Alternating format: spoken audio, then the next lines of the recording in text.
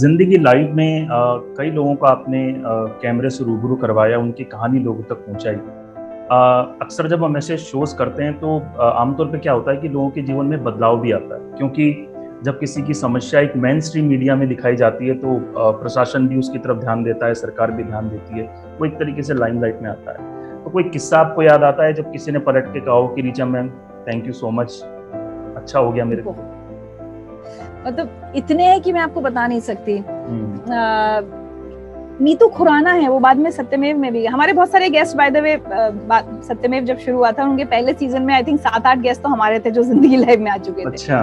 तो नीतू ने पहला पीएनडीटी केस अपने हस्बैंड के अगेंस्ट फाइल किया था, फीमेल फीटिसाइड का केस था, मतलब वो अबॉर्ट कराने वाला उसमें। तो हमारी जब ये एपिसोड चला था उस समय उनकी बच्चियों के एडमिशन में कहीं दिक्कत आ रही थी, कुछ तो ऐसा इशू था, और उसके बाद उन्होंने फोन करके कहा था कि जिंदगी लाइव देख के मेरे बच्चों का एडमिशन हो गया। एक हमने एपिसोड किया था रिफॉर्म्ड प्रिजनर्स पर, कि बाकायदा मतलब गुंडे थे, मवाली थे, कुछ तो थे, अंडरवर्ल्ड के साथ जुड़े थे, लेकिन जेल में गए, कुछ ऐसा हुआ उनकी लाइफ में। एक की तो स्टोरी बिल्कुल गांधीगिरी जैसी थी कि उन्होंने गांधी जी की किताब पढ़ी, मैं उनका नाम भूल रही हूँ। तो ऐसे एक हमारे फिर गेस्ट के पास फोन कॉल गया था उनको नौकरी देने के लिए कि हम आपको नौकरी देना चाहते हैं। एक हमने किया था कि कई बार मुस्लिम मैन जैसे कोई कहीं ब्लास्ट हुआ, सिर्फ शक के दायरे में आके कुछ लड़कों को अरेस्ट कर लिया जाता है। ठीक है, 1.5-2 साल, अच्छा हम तो पढ़ देते हैं कि गिरफ्तार हुए, संदिग्ध अपराधी, संदिग्ध आतंकवादी, उसके बाद तो 1.5-2 साल बाद जब कोर्ट से बरी हो जाते हैं उनके खिलाफ कुछ नहीं मिलता। उसमें एक लड़का आया था, फर्स्ट ईयर इंजीनियरिंग में था वो, उसने कहा मैम अब कहीं नौकरी करने जाता हूँ तो मांगने आता हूँ तो लोग कहते हैं 1.5 साल, बोला क्या बताऊँ जेल में था 1.5 साल। तो बोले वो लोग मुझे बरी तो कर दिया, उन्होंने तो ये तो नहीं कहा ना कि मैं आतंकवादी नहीं था, तो मेरे ऊपर एक थप्पा लगा दिया। तो उसमें बड़ी प्यारी बातें और बहुत हार्ट टचिंग उसका कॉन्वर्सेशन था। He got a job after coming on जिंदगी लाइव।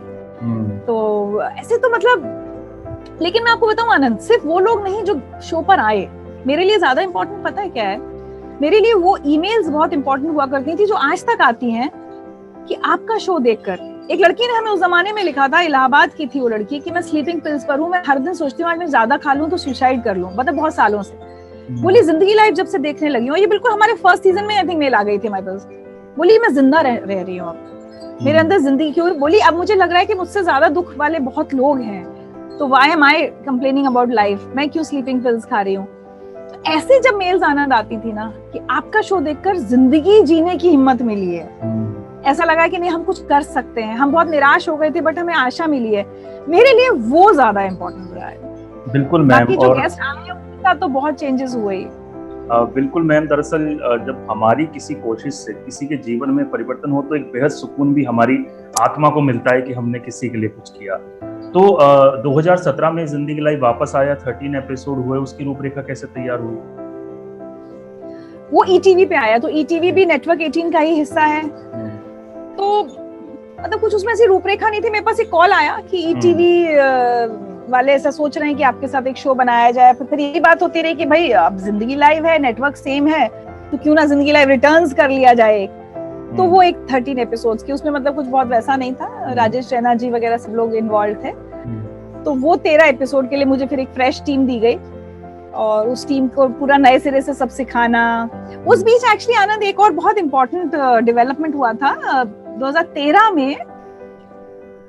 मैंने आईबीएन से रिजाइन किया था, बट मुझे वापस एज ए कंसल्टेंट हायर किया गया। उसके 1-2 महीने बाद पता चला कि कलर्स चाहता है, क्योंकि कलर्स भी नेटवर्क 18 का हिस्सा था, कलर्स जिंदगी लाइव को लेना चाहता है।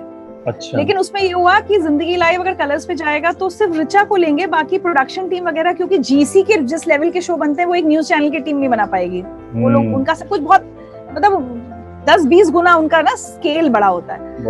तो फिर ये हुआ कि सिद्धार्थ बासु बनाएंगे जिंदगी लाइव, उसका नाम दूसरा कुछ चेंज कर दिया था, तो नाम भूल भी गई, जिंदगी जिंदाबाद शायद। तो मैं फिर सिद्धार्थ बासु की टीम में गई, वहां एक नई पूरी फ्रेश टीम हायर की गई और हम लोग एक पूरा नया शो बना रहे थे कलर्स के लिए।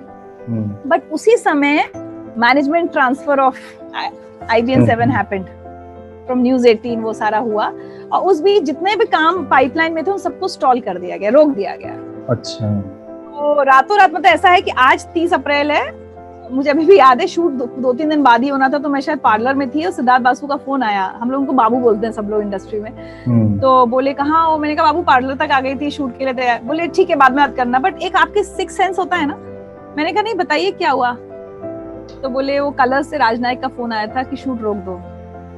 और मेरे ना आंखों से ऐसे टप टप टप टप आंसू, क्योंकि अब ना हम वापस IBN 7 जा सकते हैं, मतलब वहां से तो ये हो गया कि अब कलर्स पे जा रहे हो, और कलर्स ने रोक दिया।